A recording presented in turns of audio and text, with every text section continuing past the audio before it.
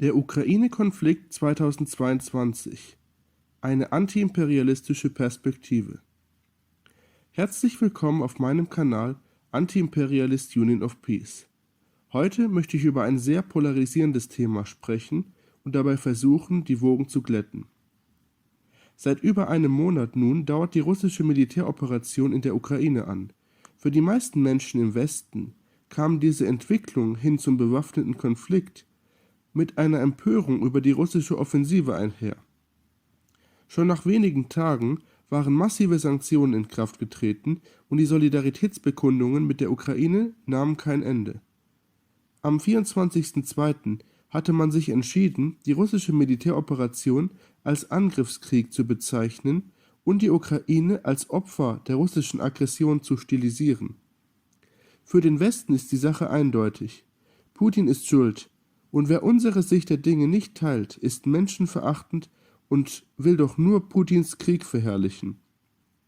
Doch ist das wirklich der Fall? Ist nur Russland für die Eskalationsspirale verantwortlich? Und vor allem, wer kann die Eskalation wieder lösen? Dazu einige Hintergründe.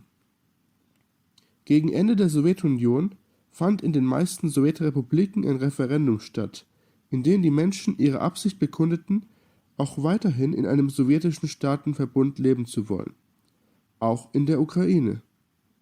Doch wegen der Unruhen des Augustputsches wurde dieses Referendum nie in die Tat umgesetzt. Erst als klar wurde, dass die UdSSR gescheitert war, als es keine andere Alternative als die der Unabhängigkeit gab, sprachen sich die Menschen dafür aus. Dennoch wurde anstelle der UdSSR 1991 die GUS-Staaten gegründet, die eine enge Zusammenarbeit der sowjetischen Staaten garantierte. Darin waren bis auf das Baltikum alle ehemaligen Sowjetrepubliken vertreten. Diese sollten nach dem Zerfall der UdSSR die Stabilität und den gemeinsamen Wirtschaftsraum aufrechterhalten. Die Staaten sollten ohne Gräben auseinandergehen. Die Interessen des Westens waren es, dass das alte sozialistische System in Osteuropa ohne Rücksicht auf Verluste zerschlagen werden sollte. Wo sich Widerstand regte, wie etwa in Jugoslawien, wurden Kriege geführt und feindliche Staaten wurden in die Knie gezwungen. Entgegen der Vereinbarungen mit Gorbatschow dehnte sich die NATO nach dem Ende des Ersten Kalten Krieges immer weiter nach Osten aus, bis jeder einzelne Warschauer Vertragsstaat bis 2004 Mitglied in der NATO wurde, mit Ausnahme der GUS-Staaten. Die NATO, die ursprünglich nie die Oder-Neiße-Linie überqueren wollte, war nun an Russlands Grenze, und der Westen plante, nach dem Machtantritt von Wladimir Putin, der stärker auf ein souveränes Russland bedacht war als Jelzin, die GUS-Staaten zu schwächen. So wurde 2004 erstmals eine Präsidentschaftswahl in der Ukraine gekapert und die Orangene Revolution initiiert. Die Ukraine war nun in ein pro-westliches und in ein pro-östliches Lager geteilt.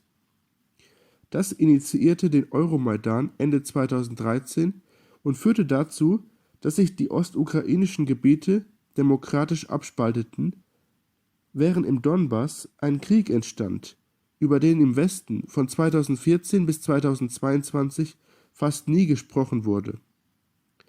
Auch, dass die Ukraine massiv aufgerüstet hat, wodurch der relative Anteil der Militärausgaben in der Ukraine höher wurde als in Russland, wurde im Westen gut ausgeblendet. Nach dem Maidan hat Poroschenko 2015 die neue ukrainische Militärdoktrin in Kraft gesetzt, in der die Ukraine erstens Russland als ihren Hauptfeind definiert und zweitens eine Angleichung der ukrainischen Streitkräfte an NATO-Standards bis 2020 verkündet und umgesetzt hat. Diese Strategie wurde von Selenskyj im Jahr 2021, genauer am 24. März, um die Strategie zur militärischen Reintegration der Krim ergänzt. Eine unsagbare Provokation in Richtung Russland. Im Dezember 2021 wurden von Russland Vorschläge zu Sicherheitsgarantien gegenüber dem Westen unterbreitet. Diese wurden jedoch brüsk abgelehnt.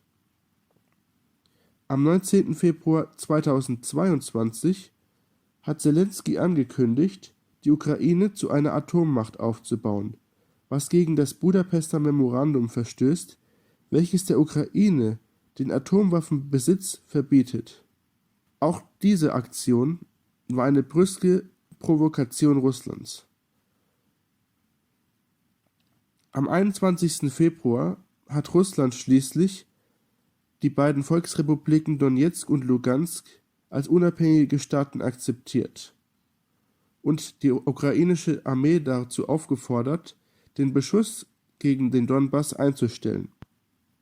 Im Gegensatz zu den Forderungen wurde am 23. Februar von der OSZE eine massive Erhöhung des Beschusses auf den Donbass festgestellt. Am nächsten Tag hat die russische Offensive begonnen. Nun wissen wir, dass für die Hintergründe, wie es zu diesem Konflikt kam, sicherlich nicht allein Russland verantwortlich gemacht werden kann. Ist darum das russische Handeln zwangsläufig richtig? Nein, denn auch Russland hat mit der Offensive in den Westteil der Ukraine Fehler gemacht und indirekt zu einer Eskalation des Konflikts beigetragen. Doch wie ist diese Eskalation wieder zu lösen? Jede militärische Auseinandersetzung ist nur die Fortsetzung von lang andauernden Konflikten, deren Lösung auf zivilem Wege nicht erreicht werden konnte. Umso wichtiger sind diplomatische Verhandlungen, wie sie von Minsk, Istanbul und Budapest angeboten werden, um wenigstens die humanitäre Hilfe in den Konfliktzonen zu gewährleisten. Doch um die Eskalation auch langfristig zu lösen, braucht es mehr als diplomatische Gespräche. Es braucht eine friedliche und stabile neue europäische Sicherheitsordnung, neutrale humanitäre Hilfe, Sicherheit für die Zivilisten und Geflüchteten und vor allem eine Stärkung der Rolle der UN zur Konfliktlösung. Nur wenn die Ukraine tatsächlich neutral, entmilitarisiert und antifaschistisch wieder aufgebaut wird, kann es zu einem erfolgreichen Ende dieses Konflikts kommen. Ich danke euch.